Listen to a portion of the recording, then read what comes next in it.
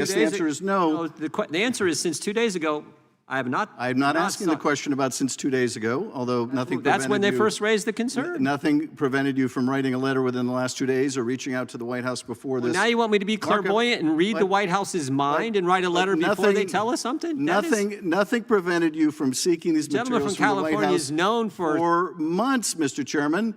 For months. I'm not a mind reader. I thank you for making a very clean record for any court that will look at this. The gentleman from North Carolina said an accommodation months ago the White House could have raised the concern, and they didn't. These documents. Ladies and gentlemen, welcome back to America First, the channel where we cut through the noise to bring you the truth about what's happening in Washington, D.C., and beyond. If you're tired of the left's lies and hypocrisy, this is the place for you. So before we dive into today's topic, hit that like button, subscribe to the channel, and don't forget to ring that notification bell so you never miss a video. Let's make our voices heard, patriots. All right, folks, today we're talking about the latest sparring match in Congress between two very familiar names, Jim Jordan, a true patriot fighting for transparency and accountability, and Adam Schiff, the king of double standards and political theater.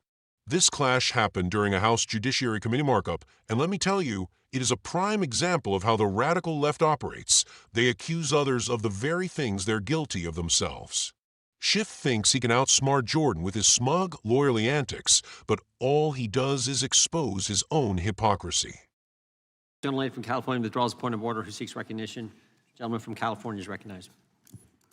Mr. Chairman, much as I don't like certain parts of the Mazur decision, it clearly applies in this case, and the committee is required to engage with the White House in order to seek an accommodation over materials held by a private party, as they were in the Mazur's case, and seek to resolve this with the White House. So I would ask unanimous consent that we enter into the record your correspondence to the White House. Without objection. Seeking to engage them to resolve this. And I thank the chairman for not objecting. Can you produce that correspondence to the White House asking for accommodation on these materials you sought by this subpoena?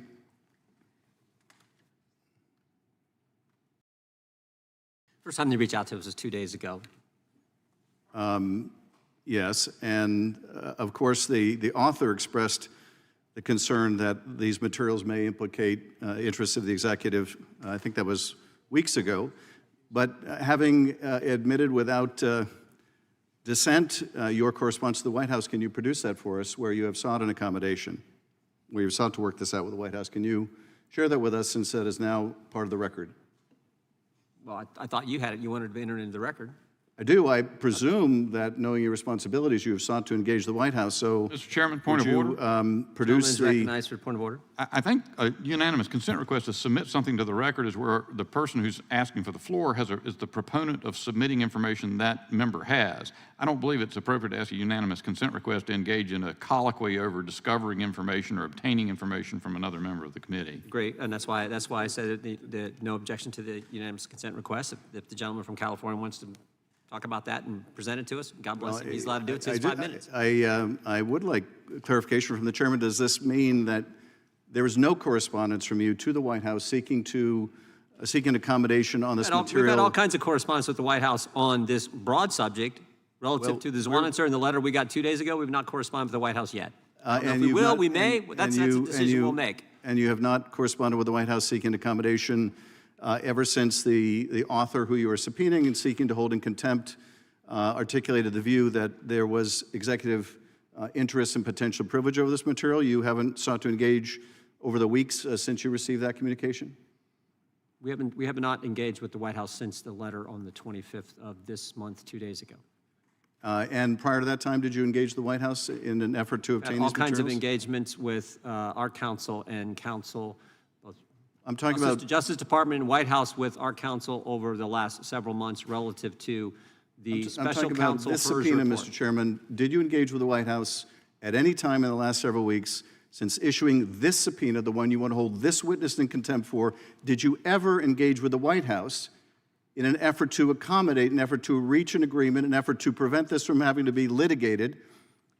Did you ever write any correspondence, make any call to the White House seeking to engage, seeking to get these materials that you're seeking from the author instead from the White House. Did you ever do that, Mr. Chairman? We're seeking documents from a private individual who, I might add, tried to destroy the So I evidence guess that the we are question is, seeking. I guess the answer is no. Since I 2 guess days the answer is no. The answer is since 2 days ago, I have not. I'm not asking the sought- question about since 2 days ago, although nothing That's when prevented they you- first raised the concern. Nothing prevented you from writing a letter within the last 2 days or reaching out to the White House before this. Now you want me to be clairvoyant and read the White House's mind and write a letter before they tell us something? Nothing prevented you from seeking these gentleman materials from from the White California House is known for months, Mr. Chairman, for months. I'm not a mind reader. And, I don't know what they're- I thank you for making a very clean record for any court that will look at this. The that you gentleman from never North Carolina sought an said accommodation months ago the at White House all could have raised the to concern, obtain- and they to obtain these didn't. documents. Because your first move, of course, is to go right to contempt.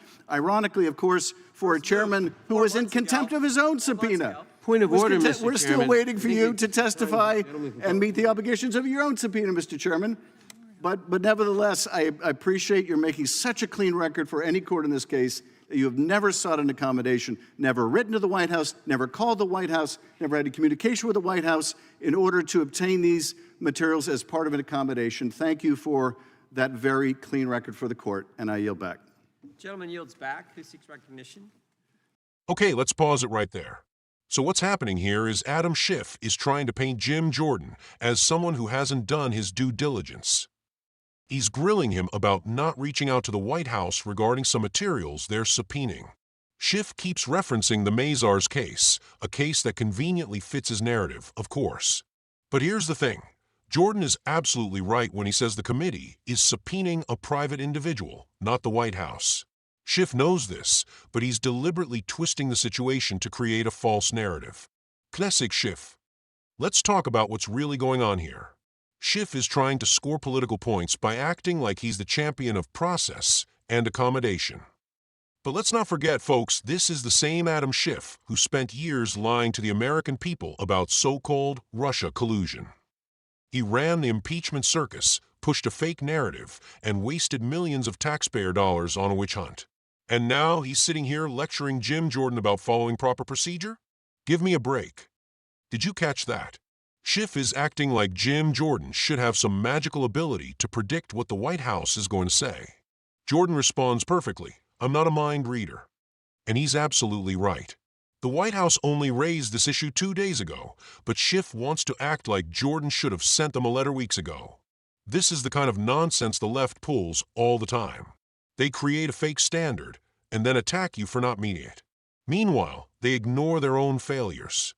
Now, let's talk about the real irony here. Schiff has the audacity to accuse Jordan of rushing to hold someone in contempt without going through the proper steps. But who remembers when Schiff himself was in contempt of a congressional subpoena? That's right, folks. Schiff refused to comply with a subpoena during a previous investigation. He's sitting here lecturing Jim Jordan about subpoenas when he hasn't even followed his own. That's the left for you. Rules for thee, but not for me.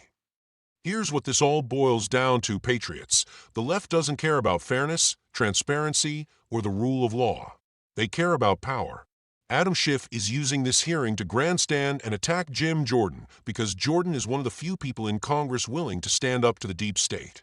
Schiff doesn't want accountability. He doesn't want the truth. He wants to distract you from the fact that the Biden administration and the radical left are trying to weaponize government institutions against the American people. And there it is, folks. Schiff wraps it up by smugly thanking Jordan for making a clean record for the court. You can almost hear the arrogance dripping from his voice. But here's the thing. Schiff isn't winning any arguments here. He's just exposing himself for what he is, a partisan hack who cares more about political theater than solving real problems. Jim Jordan, on the other hand, stays focused on the facts and doesn't let Schiff's bad faith arguments distract him. That's the kind of leadership we need more of in Washington. So what can we take away from this, patriots? First, we need to support fighters like Jim Jordan who are willing to stand up to the left's nonsense. Second, we need to hold people like Adam Schiff accountable for their hypocrisy and lies. And third, we need to remember that the left's ultimate goal is to silence us, distract us, and keep us fighting each other so they can stay in power. But we're not going to let that happen, are we? Thank you for tuning in to America First. If you're as fed up with the left's lies as I am, make sure to like this video, subscribe to the channel, and share it with your friends and family. Let's get the truth out there, because the mainstream media sure won't. Together, we can take back our country and put America first again. I'll see you in the next video, Patriots. Stay strong, stay proud, and God bless America.